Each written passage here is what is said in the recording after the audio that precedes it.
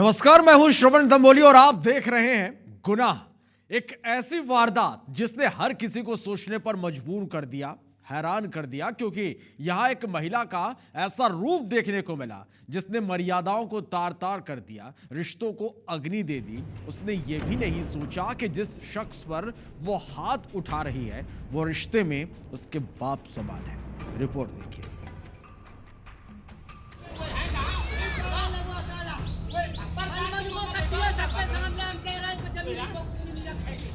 ये तस्वीरें उत्तर प्रदेश की इटावा की है, जहां राहतपुर गांव में रिश्तों को शर्मसार किया गया। इस वीडियो में साफ तौर पर देखा जा सकता है कि एक महिला खटिए पर पड़े एक बुजुर्ग को बेरहमी से पीट रही है और पास में खड़े लोग उसे रोकने के बजाय बढ़ावा दे रहे हैं। ये महिला एक बहू है और पीटने वाला बुजुर्ग उसका ससुर। महिला बिल्कुल रहम नहीं खा रही और खटिया पर ससुर को लेटाकर उसके दोनों हाथ पकड़ लेती है। उन पर लगातार थप्पड़ों की बौछार करती रहती है। इस दौरान बहू का पिता वहीं खड़ा होकर उसका मनोबल बढ़ाता है। वायरल वीडियो का संज्ञान लेते हुए थाना बकवेर पुलिस ने बहू और उसके पिता के विरुद्ध केस दर्ज कर जांच शुरू कर दी है। ससुर जय किशन ने शिकायत दर्ज करवाई। उसने बताया कि उनकी बहू सुपत्रा का विवाह उनके बेटे धर्मेंद्र के साथ 1 साल पहले हुआ था। बहू ने 1 महीने पहले ही बच्चे को जन्म दिया। तभी से बहू सुपत्रा अपने मायके रहने लगी। अब वो अपने पति के साथ नहीं रहना चाहती। अचानक से वो अपने पिता के साथ घर पहुंची। चारपाई से बांधकर मेरी पिटाई करने लगी। वो लगातार हर महीने खर्च के लिए पैसे मांग रही थी। हमने कहा, यहाँ रहोगी तो हम खर्च भी उठाएंगे। वो इस बात से नाराज हो गई और मारपीट करने लगी। तभी गांव वालों के आने के बाद मुझे बचाया गया। वीडियो वायरल होते ही थाना बकवेर पुलिस ने इसको संज्ञान में लेते हुए केस दर्ज किया। पुलिस अधीक्षक ने बताया कि सोशल मीडिया के माध्यम से एक वायरल वीडियो प्राप्त हुआ जिसमें एक महिला अपने परिजनों के साथ एक वृद्ध के साथ मारपीट करती दिखी। मामले की जांच की जा रही है। जल्द ही किसी निष्कर्ष पर पहुंचेंगे। लेकिन ये वीडियो चौंकाने के साथ कई सवाल उठाता है। क्या वीडियो में जो दिख रहा है वो सच्चाई है? क्या मायके में रहकर खर्च मांगना सही है? क्या खर्च के लिए बुजुर्ग ससुर से मारपीट ठीक है? क्या पिता का यूं अपनी बेटी को सपोर्ट करना सही है? क्या इस तरह की हरकत के बाद कोई रिश्ता टिकेगा? Bureau report, IBC report.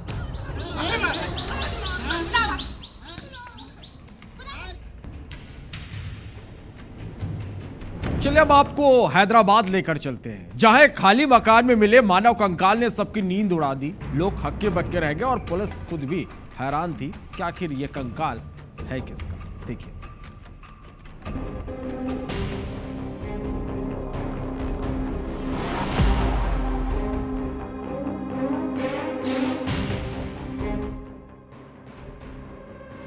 ये नजारा हैदराबाद के नामपल्ली इलाके का है, जिसे देख इलाके में सुगबुगाहट और पुलिस की नाकेबंदी शुरू हो गई।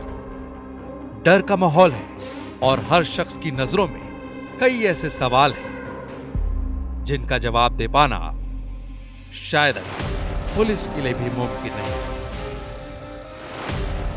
एक शख्स अपनी खोई हुई गेंद को ढूंढने इस बंद पड़े मकान में घुसा ही था कि जैसे ही वो उस घर के किचन में पहुंचा, उसके पैरों तले जमीन खिसक गई। सिर से पैर तक सिहर उठी और दिमाग सुन्न रह गया, क्योंकि उसने जो देखा वो देख किसी की भी रूह कांप जाए। किचन के फर्श पर उसे एक इंसानी कंकाल मिला। जैसे ही उसने ये देखा, वो वहां से चिल्लाता हुआ भाग निकला। सूचना मिलते ही हैदराबाद पुलिस तुरंत मौके पर पहुंची और पूरे घर को सील कर दिया। फॉरेंसिक टीम ने मौके से सभी सैंपल इकट्ठा कर लिए और जांच शुरू कर दी। पुलिस ने जब आसपास में इस बारे में पता किया तो लोगों ने बताया कि ये घर पिछले 7 साल से बंद है। मानव कंकाल और उठते सवाल। मृतक की पहचान आमिर खान के रूप में की गई है, जिनकी उम्र लगभग 55 से 60 साल बताई जा रही है। मृतक के भाई के मुताबिक आमिर खान अविवाहित थे और हमेशा अकेले ही रहते थे। मौके से एक पुराना नोकिया मोबाइल फोन मिला, जिसमें 2015 से 84 मिस्ड कॉल दर्ज हैं। इसके अलावा एक पुरानी करेंसी नोट भी मिली है। पुलिस को लगता है कि उसकी मौत मानसिक या प्राकृतिक कारणों से हुई होगी, क्योंकि वहां कोई खून या चोट के निशान नहीं मिले। स्थानीय लोगों का कहना है कि इस मकान का मालिक अब विदेश में रहता है। अब पुलिस परिवार और रिश्तेदारों से पूछताछ कर रही है, लेकिन फॉरेंसिक रिपोर्ट आने के बाद ही यह साफ हो पाएगा कि मौत कैसे और कब हुई। इस घटना ने पूरे इलाके में सनसनी फैला दी है, क्योंकि किसी शख्स के घर में मौत हो जाती है, वो पूरी तरह सड़कर कंकाल में तब्दील हो जाती है और किसी को ना बदबू का एहसास होता है और ना किसी के मरने का। ऐसे कई सवाल हैं जिनके जवाब पुलिस को तलाशने होंगे। Bureau report, IBC 24। जबलपुर में एक 9वीं पास युवक ने पूरे सिस्टम को चकरगिन्नी बना दिया। सिर्फ 19 साल के इस शातिर युवक ने 4 राज्यों के महिला IPS अधिकारियों का डेटा निकाला और महिला की आवाज में ठगी का सिलसिला शुरू कर दिया। यह गुनाह तब रुका जब यूपी पुलिस ने उसके हाथों में हथकड़ियां डाली। आखिर पूरा मामला क्या है, इस रिपोर्ट को आप देखिए।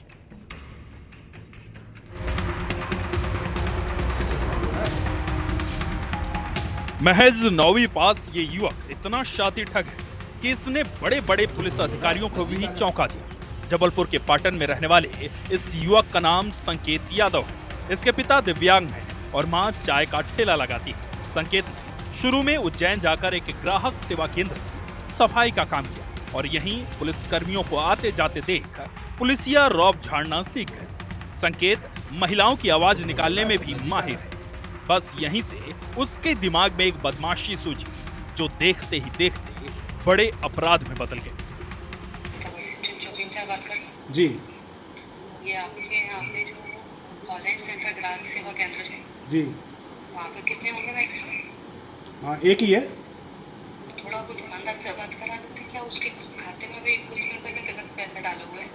जी हाँ, राजेंद्र यादव की दुकान है मारो में, मुझे जी जी उससे बात करानी है। दरअसल संकेत ने यूपी, महाराष्ट्र, गुजरात और राजस्थान की कई महिला IPS अधिकारियों का फोटो और डाटा निकाला। इसके बाद थाना प्रभारियों को फोन लगाकर ग्राहक सेवा केंद्र में फर्जीवाड़े की शिकायत करता और मामला रफा दफा करवाने के लिए वसूली करने लगा। ठगी का ये सिलसिला तब थमा जब उसने यूपी के कासगंज जिले की महिला SP अंकिता शर्मा की DP लगाकर ठगी की कोशिश की। उत्तर प्रदेश कासगंज जिले से एक SOG की पुलिस टीम आई हुई थी। वहाँ पर उनके साइबर क्राइम थाने में एक अपराध दर्ज था धोखाधड़ी का, और कासगंज पुलिस अधीक्षक बनकर लोगों के साथ धोखाधड़ी करता था। उसका ये अपराध वहाँ दर्ज था। यूपी की पुलिस टीम उसे यहाँ से ले गई है। कासगंज पुलिस के हत्थे में आए आरोपी संकेत से जब पुलिस ने महिलाओं की आवाज में बात करवाई तो वो भी दंग रह गए।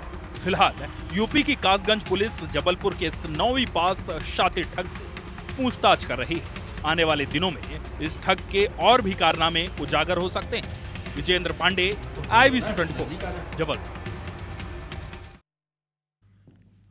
मध्य प्रदेश के मंदसौर जिले में बीजेपी नेता 45 वर्षीय श्यामलाल धाकड़ की निर्मम हत्या का सनसनीखेज मामला सामने आया है। नाहरगढ़ थाना के हिंगोरिया बड़ा गांव में गुरुवार की रात धारदार हथियार से वार कर श्यामलाल की हत्या कर दी गई। घटना से पूरे जिले में हड़कंप की स्थिति है।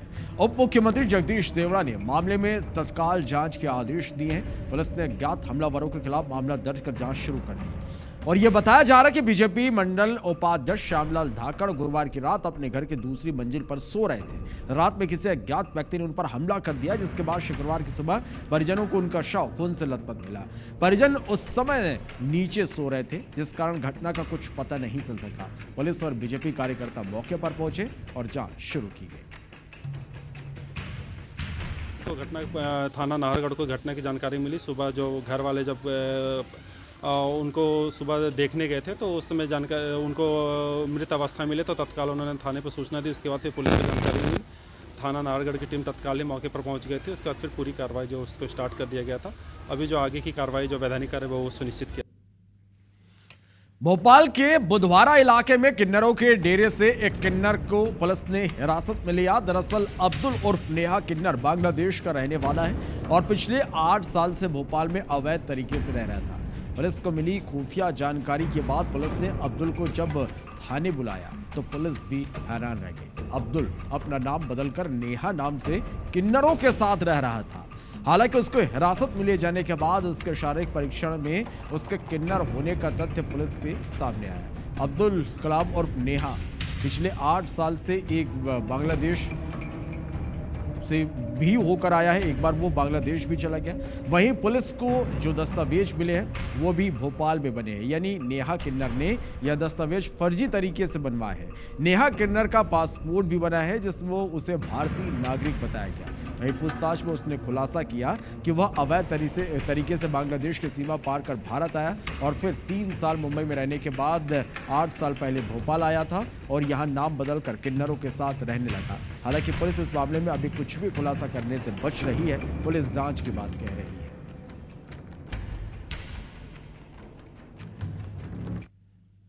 पूछताछ में बताया कि महाराष्ट्र में रहता था, महाराष्ट्र के बाद फिर भोपाल में आया और अभी हम लोगों को एक मुखबिर की सूचना मिली थी। उसके बाद हम लोगों ने आइडेंटिफाई किया और पूछताछ करके डॉक्यूमेंट्स देखे जा रहे हैं। डॉक्यूमेंट्स के वेरिफिकेशन के आधार पर फिर नेक्स्ट लेवल की कार्रवाई की जाएगी। अगर रक्षक ही जब भक्षक बन जाए तो आम जनता आखिर किस पर न्याय की उम्मीद करेगी? कुछ ऐसा ही मामला पाखांजूर इलाके से सामने आया है। दरअसल आम लोगों की सुरक्षा का जिम्मा जिन पुलिसकर्मियों पर है उन्हीं पर मारपीट का आरोप लगा है। पाखांजूर के मछली व्यापारी ने कोयली बेड़ा थाना में पदस्थ 2 पुलिसकर्मियों पर आरोप लगाए कि उन्होंने बेल्ट से उसकी बेदम पिटाई की। और यह बताया जा रहा है कि बाइक से जा रहे पुलिसकर्मी को मछली व्यापारी ने पिकअप से ओवरटेक किया। इतनी सी बात पर पुलिसकर्मियों को नागवार गुजरी और थाने के सामने पिकअप को रोककर बेल्ट से बेदम पिटाई कर दी। इतने नहीं, घायल व्यापारी से 21,000 रुपए भी ले लिए। इधर घटना की जानकारी लगते ही बंगाली समाज भड़क उठा। दोषी पुलिसकर्मियों पर कार्रवाई की मांग की। कार्रवाई नहीं होने पर उग्र आंदोलन की चेतावनी दी है। हम लोग मछली लेके जा रहे थे जगदलपुर, तो गाड़ी को दो पुलिस वाला जा रहा था। इन लोगों का गाड़ी रुकवा के ड्राइवर को लेके अंदर, ड्राइवर को बहुत पीटा उसके बाद जो हमारे साथ में था जो मेरा भाई उसको भी ले गया, उसको भी बहुत पीटा। पुलिस वाला जो हम लोग को इतना पीटा है उसके ऊपर कार्रवाई चाहते हैं। मछली भर के जगदलपुर जा रहा था, कि मेरे गाड़ी को थाने में रुका दिया। थाने में रुकाने के बाद फिर अंदर ले गया, मेरे को पकड़ के रूम बंद करके बेल्ट से पीटा है। इसके कुछ कर्मचारी कोयलीबेड़ा में इन्हें रोकते हैं बलपूर्वक और थाने में लेके जाते हैं और ले जाकर उनसे 50,000 रुपये की मांग की जाती है। और जब ये 50,000 देने में असमर्थ होते हैं तो रात के 8 बजे से लेके रात के 2:30 बजे तक इनके साथ मारपीट की जाती है, जो कि घोर निंदनीय है। करके आवेदन दिए हैं कि उनको कोयलीबेड़ा थाने में जा करके मारपीट किया गया, उनके साथ दुर्व्यवहार भी किया गया, साथ में राशि का भी मांग करके उनसे राशि भी 20,000 के आसपास की राशि भी ले लिया गया। अब इस पर विधिवत जांच किया जाएगा। अगर इस टाइप का कृत्य अगर सत्य पाया जाएगा तो निश्चित रूप से कार्रवाई की जाएगी। मंडला जिले के गुरगुट्टी गांव में डबल मर्डर का मामला सामने आया। यहां महेश मरावी नाम के शख्स ने कुल्हाड़ी से हमला कर अपनी पड़ोसी महिला हरियो बाई, जिसकी उम्र 45 साल है, राजकुमार 30 वर्ष की हत्या कर दी। घुघरी थाना पुलिस के मुताबिक अभी तक की जांच में सामने आया कि कुछ दिन पहले हरियो बाई का महेश से किसी बात को लेकर विवाद हुआ था और इसी रंजिश में महेश ने हरियो बाई पर पीछे से कुल्हाड़ी से हमला कर दिया। हमला करते हुए उसे एक दूसरे शख्स राजकुमार ने देख लिया। राजकुमार जब भागने की कोशिश की तो भी महेश ने पीछा कर उसकी हत्या कर दी। एसपी रजत सखलेचा का कहना है कि पुलिस ने आरोपी महेश को गिरफ्तार कर लिया है। अभी हत्या के कारण का पता नहीं चल सका है। आरोपी से पूछताछ की जा रही है। क्या कारण रहा इस घटना के पीछे, उसके बारे में अभी भी तफ्तीश की जा रही है, क्योंकि प्रथम दृष्टया एकदम स्पष्ट कारण नज़र नहीं आ रहा है। और ग्रामीण जनों से पूछताछ के साथ साथ जो हत्यारा है उसने भी काफ़ी नशा कर रखा था, तो उसके डॉक्टरी इलाज के पश्चात उससे पूछताछ करने के पश्चात ही अंतिम निष्कर्ष पे पहुंचना संभव हो पाएगा। और अब बात एक ऐसी खबर की जिसे सुनकर आपके नीचे से जमीन खिसक जाएगी, क्योंकि ये अपराध मामूली अपराध नहीं है। यह इंसानियत और संजीदगी की वो हत्या है जो किसी इंसान के लिए तो मुमकिन नहीं है। मध्य प्रदेश के सिवनी में 2 मासूम बच्चों की सनसनीखेज हत्या का मामला सामने आया, जिसकी तफ्तीश के बाद पुलिस ने दोनों आरोपियों को गिरफ्तार कर लिया। आरोपियों में एक बच्चों का मौसा है जो अपनी साली पर गंदी नजर रखता था। हर वक्त बच्चे मां के साथ रहने के कारण वो अपने मंसूबों पर कामयाब नहीं हो पा रहा था, इसलिए उसने दोनों बच्चों को अगवा किया, फिर अपने एक साथी के साथ मिलकर बेरहमी से गला रेत कर मौत के घाट उतार दिया। पुलिस को दोनों मासूम बच्चों के शव पत्थर में दबे मिले।